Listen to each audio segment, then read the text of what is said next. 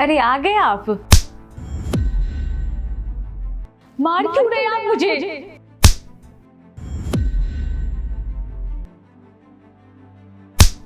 बस ये क्या कर रहे हैं आप? अच्छा, अब मुझे समझ में आया कि मेरी बहन इतने दिनों से यहां पे आके क्यों रह रही है। अरे आपको जरा सा भी शर्म नहीं आया एक औरत पे हाथ उठाते हुए? जब आपका मेरे सामने ये हाल है तो मेरे पीठ पीछे मेरी बहन के साथ आप क्या ही कुछ नहीं करते होंगे। देखा भैया, इस इंसान ने मेरे साथ अभी क्या किया। जब आप दोनों के सामने ये इंसान मुझे मार रहा है तो आप दोनों के पीठ पीछे ससुराल में ये मेरे साथ क्या क्या करता होगा। देख रहे हो ना आप लोग। तुम ठीक कह रही हो बहन, मैंने आज देख लिया कि ये इंसान कैसा है। अरे मुझे तो घिन बढ़ रही है खुद से। मैंने इसे अच्छा माना था और इससे तुम्हारी शादी करवाई थी। देखिए, कुछ भी हो लेकिन आपको एक औरत पे हाथ नहीं उठाना चाहिए। आपको पता है ना, औरत घर की लक्ष्मी होती है। इतना बड़ा भी क्या कर दी दीदी ने जो आपने हाथ उठा दिए उन पे। देख रहे हैं ना आप, ये इंसान ऐसे ही मुझे मारता है। मैं कैसे रहती हूँ उस घर में आपको पता नहीं है। इसी वजह से मैं आके आप लोगों के पास रह रही हूँ। हर छोटी छोटी बातों पे ये मुझे मारते हैं। नहीं बहन, तुम ठीक कह रही हो और आज के बाद तुम्हें इस घर से कहीं और जाने की जरूरत नहीं है। और आप कान खोल के सुन लो कि मेरी बहन अब यहां से नहीं जाएगी। और आपको तो मैं अभी बताता हूं कि क्या होता है एक लड़की पे हाथ उठाना। अभी मैं पुलिस बुला रहा हूं। साहिल, रुक जाओ 1 मिनट। अगर तुम कुछ नहीं जानते हो तो प्लीज बीच में मत पड़ो, नहीं तो सुनो तुम्हारी बहन ने क्या किया है और क्यों ये 1 महीने से यहाँ पड़ी हुई है और अपने ससुराल वालों को अपना शक्ल नहीं दिखा पा रही है। ये कांड करके आई है वहां से। अरे मेरे साथ धोखा हुआ है। शादी से पहले आप लोगों ने बताया था कि ये लड़की बहुत संस्कारी है, घर संभाल सकती है, मेरी माँ बाप को अपने माँ बाप से बढ़ के सेवा करेगी। नहीं, ये तो उसे नौकरानी की तरह रखती है। ये तो उसे अपना समझती ही नहीं है। अरे बड़े बुजुर्ग थोड़ा बहुत तो टोक टाक करते हैं, लेकिन क्यों करते हैं? क्योंकि हमारी भलाई हो सके और हम गलत रास्ते पे ना जा सके। लेकिन ये उसको ये ऑब्जेक्शन समझती है, उसे ये गलत लगता है। हाँ भैया, तो मैं क्या करती। इनकी माँ मुझे रोकती है, छोटे कपड़े मत पहनो, रात में मत जाओ, किसी के साथ जाऊं तो क्यों जा रही हो। मैं परेशान हो चुकी थी। सिफा शांत हो जाओ, तुमने बहुत बोल लिया, अब मेरी बारी है। पता भी है आपको ये क्या की है? ये पार्टी में जाने के लिए जिद कर रही थी। मेरी माँ ने बोला बेटा अगर पार्टी में जाना है तो मासूम के साथ चले जाओ या फिर सवेरे चली आना, और ये छोटे कपड़े मत पहनो क्योंकि सोसाइटी वाले बोलते हैं, हम समाज में रहते हैं। और ये लड़की उल्टा मेरी माँ से लड़ने लगी। मेरी माँ पे हाथ उठाया इसने और मेरी माँ को ये बुढ़िया बोल रही है। बोलिए तू बुढ़िया होती कौन है कि मुझे रोक टोक लगाओ। अरे मेरी माँ ने रोक टोक लगा भी दिया तो क्या हो गया? मैंने आज तक इसे मना नहीं किया कि कोई छोटे कपड़े पहनो, लेकिन यार मैं समाज में रहता हूँ, लोग देखते हैं तुम्हें आते जाते, कॉलोनी वाले बात बनाते हैं कि फलाने की बहू ऐसी कपड़े पहनती है। बताओ मेरी माँ ने क्या गलत किया था? क्या ये बात सच है बहन? हाँ ये सच है।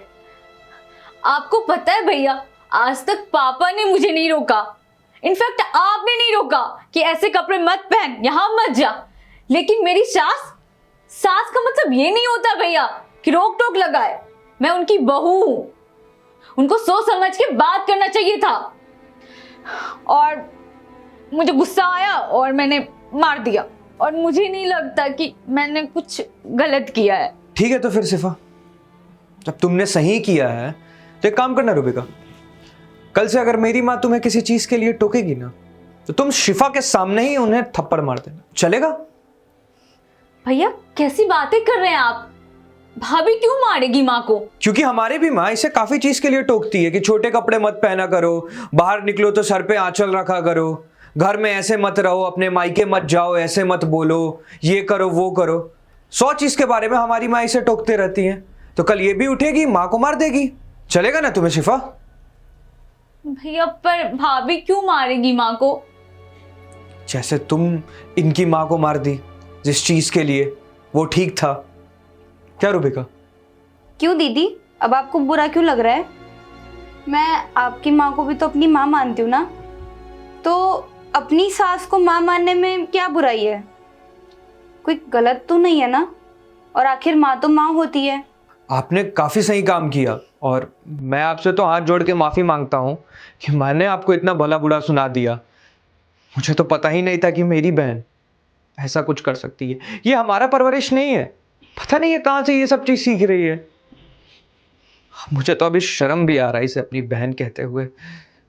और रही बात शिफा यहाँ रहने की, तो अब तो तुम यहाँ पे 2 पल और नहीं रह सकती हो।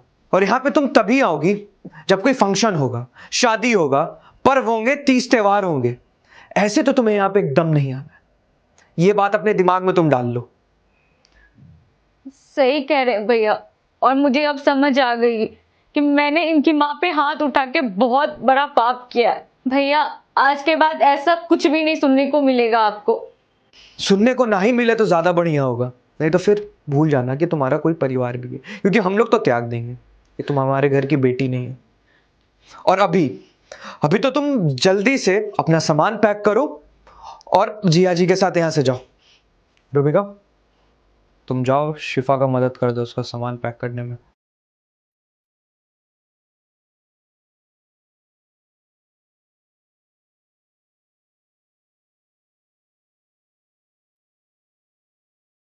और जिया जी, आप मुझे प्लीज़ माफ़ कर दीजिएगा।